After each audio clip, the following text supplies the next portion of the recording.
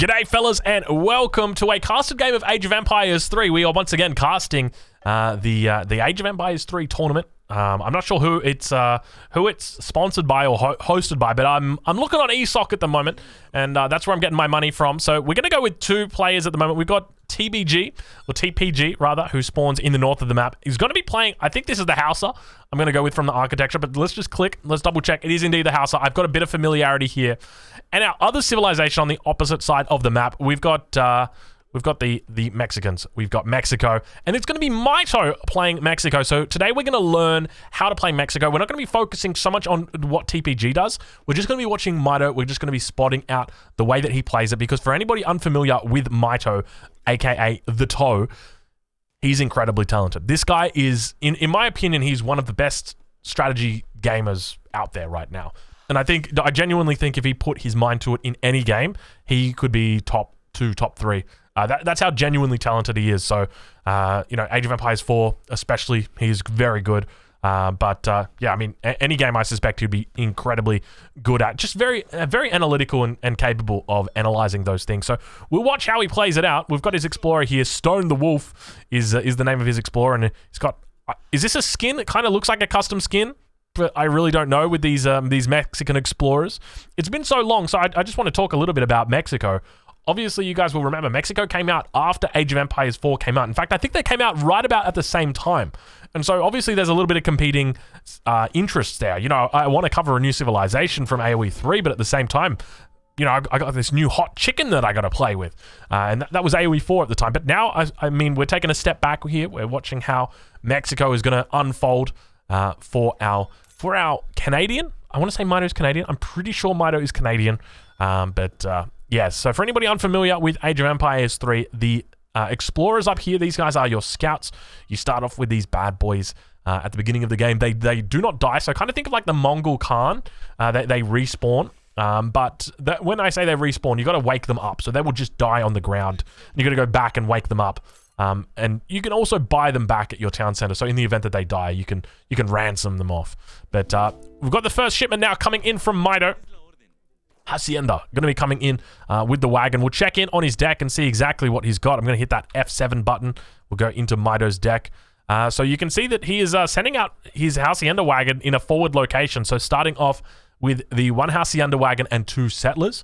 Now, keep in mind, this is part of a tournament game, and I think this is the first round, actually. So Mito is playing the Mexicans in the tournament and looking to try and take control of the early game with this Hacienda wagon. So I don't know. I really don't know what he's going to be doing. So for anybody unfamiliar with the Hacienda, let's take a look and see exactly what it can do. So the Hacienda is an economic building. It combines an estate, a mill, and a livestock pen into one. So already going to be sieged down here by the Hausa Explorer. And look at that line of sight that comes out and so much health on that bad boy. But let's take a look now down towards the south, and you can see that the Explorer is coming across. We'll reveal that, but it looks like an early trading post going to be going up for our Hausa player. Double Explorer going to be coming out as well for him. But let's take a look and see what we've got in the age up queue. It looks like it's going to be it's going to be that age up. It's going to be Miko Achan. What's the best way to pronounce that? I'm just going to go with Miko Achan. I'm throwing in a H there. I just feel like it just needs it. But let's take a look at his deck. We'll see what else he's got. He's got the 5 villagers, 700 wood, 600 gold, 700 wood. He's got 1, 2, 3 military cards. So that's the Insurgenties, the Chinacos, and the Salteadores. And then Observers. So Salteadores gain more range, and their attacks reveal enemies for a longer duration. Okay, that is interesting. I've never heard of that before. And Plan of Iguala. So they're all in Age 2. Age 3, we've just got a lot of military cards, so we probably could see a fast fortress out of this. Apologies. Leather Soldiers changes the coin cost of Mexican cavalry and infantry to wood. Maybe sent again to swap back. That's such a cool card. Isn't that the coolest card you've ever seen? That it can be sent back. It can be sent a second time. That is really smart. And then it looks like we've got cavalry combat in here. And then we've also got guerrilla tactics. He's up now to the second age. So he's gone up and received some new cards. So we've got Mikoan Fisherman, which can't be sent because obviously this is not a water map. and he's also got access to Collegio di San Nicolas. So it looks like he's going to be sending through 11 insurgents as his card. Forward barracks going to be coming down. I say forward barracks, it's not really. And also got this marker drop down, has picked up hunting dogs already. And probably going to be looking to apply some pressure on these trading posts. Now, keep in mind, we are playing on Dakota, and it's imperative that you look to try and take control of these trading lines, and we can just see how many shipments are coming in. So 11 insurgents are going to be coming in here. Now, he's also got... Let's take a look. Oh, my lord. 2 dock wagons and 3 fishing boats. So he can send that. I don't think he will be. Ships tomes of 500 XP and improves the line of sight of all units and buildings and temporarily reveals the position of your enemies. Interesting. I'm curious why he went with that. What was it that it gave him? But the insurgencies? How do you pronounce these guys? Insurgents. The insurgents out on the map, you can see they've got only a little bit of hand attack, but a lot of siege on them? Not really. I mean, it's 12 siege, but there's 10 of them, so it's 120 a swing. So that's not too bad. But think of these guys as your spears, as your pikes, those sorts of things. And now it looks like we've got the 7 Fulani archers going to be coming out from the opposite side. TPG going to be trying to repel this little early game force, and definitely will be able to do that. We see a lot more insurgencies coming out, coming out. Now, keep in mind, this is the barracks. Going to have plenty of infantry that he can go towards the Soldado. God, it's been so long, man. And the Salteador. These guys are very close in their names. Looks like, was that an... We've got a shipment point. It's a military shipment point. That's right. The Hacienda acts as a military shipment point, and already we begin to see the Salteadors going to be here. Couple of raiders going to be coming in now, as well as more desert archers looking to try and back these up. Also, it looks like a bit of desert warriors coming in. We're at 6 minutes 30 right now. Quite a lot of units going to be coming out already against Mido. So Mido going to be put on the back foot, and this mass beginning to build now for his opponent. And a lot of these little farmers, look at these little guys carrying their just carrying their rakes, looking to try and put on some hurt, but Mido not looking like he's in a good spot here. Beautiful macro behind this. You can just see he's got so many units out, and he's really trying his best. Now we're going to have those 3 Chinacos coming in at the front here. Let's see how he plays it. They do come in on the back line. These guys are going to be throwing around their whips. I'm not going to be able to rotate the camera because I don't remember how to do it, and I'm not even sure if you can do it in AoE 3.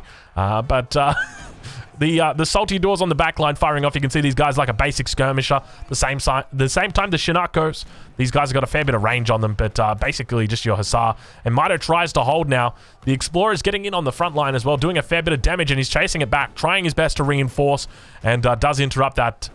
So using the Hacienda as a forward outpost, he does manage to clean this up pretty well. So Mido looking incredibly strong at this point in time. We can take a look at the scores, and you can see he's starting to pull ahead in score numbers as well, cleaning up all those raiders, and Mido looking pretty decent here. Not a lot of units out for him though, just those Salteadors. Also has got in Mariano Batista.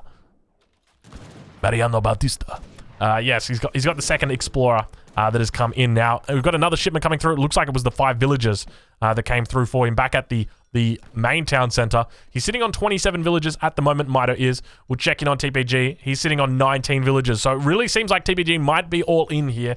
We can see he's creating villages, but Mido very far ahead of him when it comes to the economies. But now Mido going to be pushing in towards these and just getting some nice little trades in as well. Got the insurgents on the back line. If he needs to bring them in, these skirms trying to do their best, and we've got ourselves a little Mexican flag as it looks to buff down the area. Keep in mind the Mexican Explorer does have access to the inspiring flag, same as the United States do, and all of the insurgents coming in, doing a fair bit of cleanup right now, and just Mido doing absolute work cleaning this one up. And it does look like he is able to overwhelm his opponent and force him out. Now we'll check the macro behind it. You can see he's starting to stack up a fair bit of gold here. But he could be looking now. Keep in mind, if I remember correctly, they've got a couple of different ways they can go up to the next age, in Age of Empires 3, at least for the Mexicans. So we'll have to see if he does that. I think he can do a revolution. So he could be going for a revolution. Now, if I know Mido, if I was going to define Mido's playstyle, I would say one thing. Safe. He plays it safe. Every single game. He plays it very safe.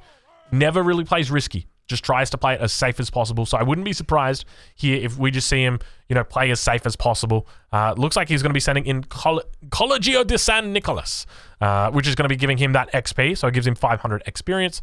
Also increases the line of sight of units and buildings. So quite a big increase there. But now going to be pushing out towards that trading post and going to be able to take that out, looking to probably secure that one up Now, it looks like at this stage, still yet to grab that stagecoach upgrade. But I suspect once he manages to secure up the full trade line, he'll probably look at getting that. And you can see just how much line of sight that provides. Also providing line of sight of his enemy, but I believe that's only for a brief time. So he gets line of sight of everything that's going on up here towards the north. Interestingly, no granary up towards this northern position.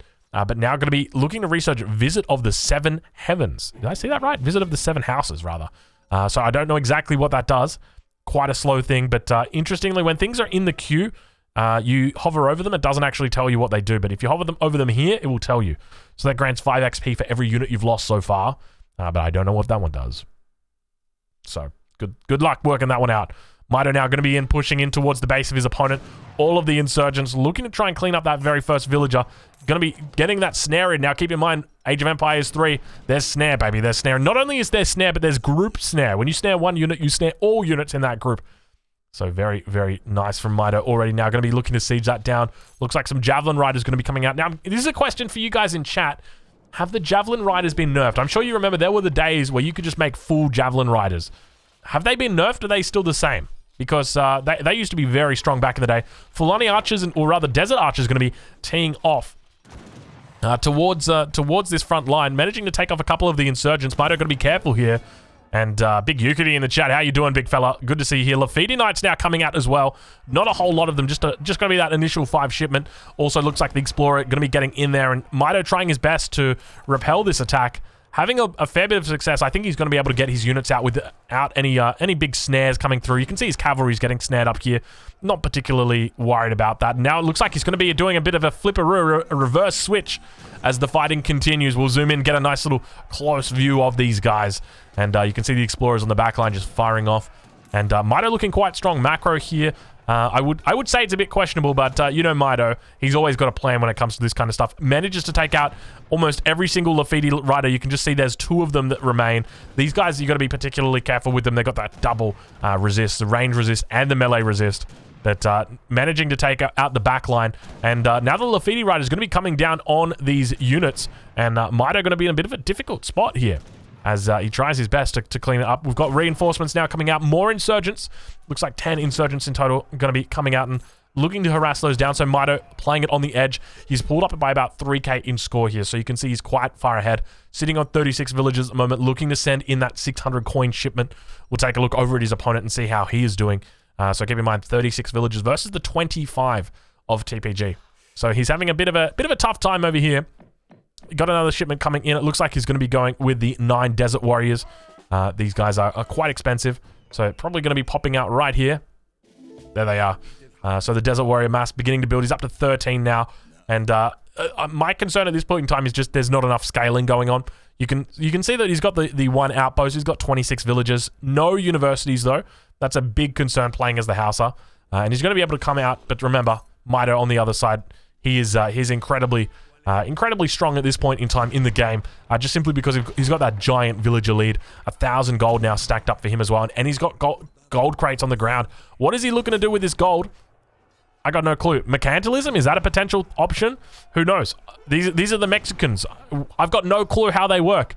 You could have given me any single civilization, Mido, and I would have known. The Haudenosaunee, the Hausa, the Iroquois.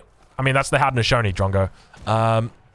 Sweden, I would have been fine with any civilization, but the Mexicans, I've just got no clue. Now it looks like the next card going to be coming in, Observers. We don't actually see any Salteadors coming out yet. Actually, are these guys Salteadors? They are. Okay, I'm thinking of the Soldados?